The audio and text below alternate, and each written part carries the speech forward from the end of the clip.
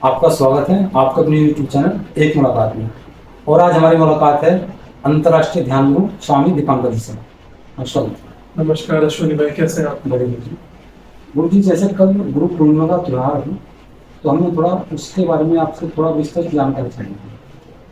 गुरु पूर्णिमा गुरु पर्व है, गुरु की पूजा का दिन है, गुरु की उपासना, गुरु की साधना, गुरु के मार्गदर्शन में भविष्य में चलना, किसी को गुरु बनाना या किसी के प्रति गुरु होने के तत्व को समझना,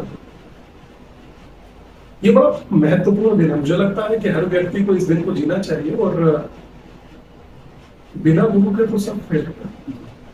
अगर आपके साथ कोई आपके शिक्षक हैं तो वो भी आपके गुरु ही हैं, जो आपको पढ़ाना लिखना सिखाते हैं। और सबसे पहले गुरु बच्चे के माँ बाप होते हैं और उसके बाद फिर वो गुरु जो अंतिम क्षण तक साथ दें और आपको सब मार्ग का पता बताए कि आप ऐसे नहीं ऐसे चलिए, यहाँ नहीं यहाँ चलिए, ये आपके लिए अच्छा है, ये आपके लिए ठीक नहीं है। मतलब वो आपके हर अच्छे को आप तक रखे और गलत से आपको रोके, वही गुरु है। जो आपका मार्ग प्रशस्त करे और हमेशा आपके साथ चट्टान की तरह खड़ा रहे, वही गुरु है।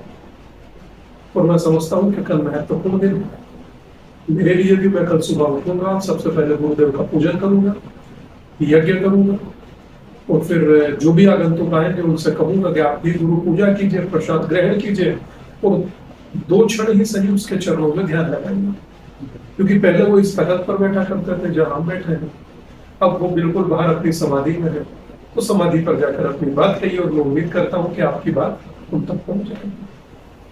जैसे गुरु जी अभी 11 तारीख से श्रावण मास में शुरू हो रहा है। हाँ, पश्चिम उत्तर प्रदेश में कावड़ यात्रा होकर गुजरती है, थोड़ा उस विषय में आप क्या कहना चाहेंगे? ये बहुत अच्छा है और श्रावण मास है, महादेव की पूजा भी होती रहे, रुद्राभिषेक भी होता रहे और बहुत सारे शिव भक्त कावड़िया भोले हरिद्वार से गंगा जल लेंगे और अपने गंतव्य तक पहुंचेंगे, शिवलोक तक पहुंचेंगे, अपने अपने शिवालयों तक पहुंचेंगे और वहां जाकर भगवान को त्रयोदशी पर जल अर्पित करेंगे। तो मैं समझता हूँ कि ये पश्चिमी उत्तर प्रदेश का पवित्र धरती है और सौभाग्य है यहाँ के लोगों का कि वो दिव्य स्वरूप यहाँ से होता हुआ जाए और उनकी सेवा में जितना हो सके अपने आप को समर्पित किया जाए।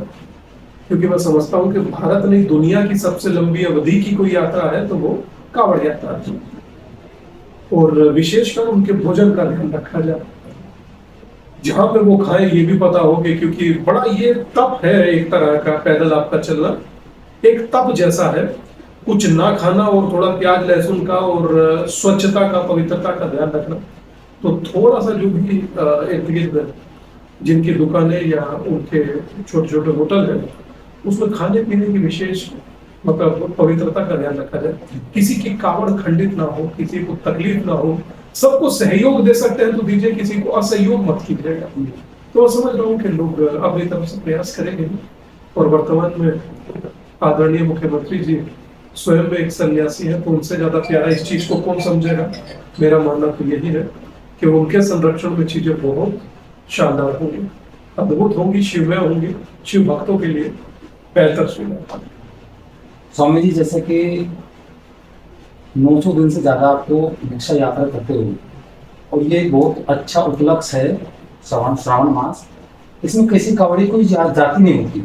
हाँ, उस विषय में आप थोड़ा हमारे दर्शकों को बताइए। हाँ, कि कोई नहीं कहेगा कि जाट बोला, गुजर बोला, पंडित बोला, यादव बोला, बंदिया बोला, बोला मतलब बोला। तो मैं समझ रहा हूँ कि जब कावड़ पर भोला हो सकते हो तो जीवन में हिंदू क्यों नहीं होता, होना चाहिए। वरना आप देखते रहेंगे कि कभी आपको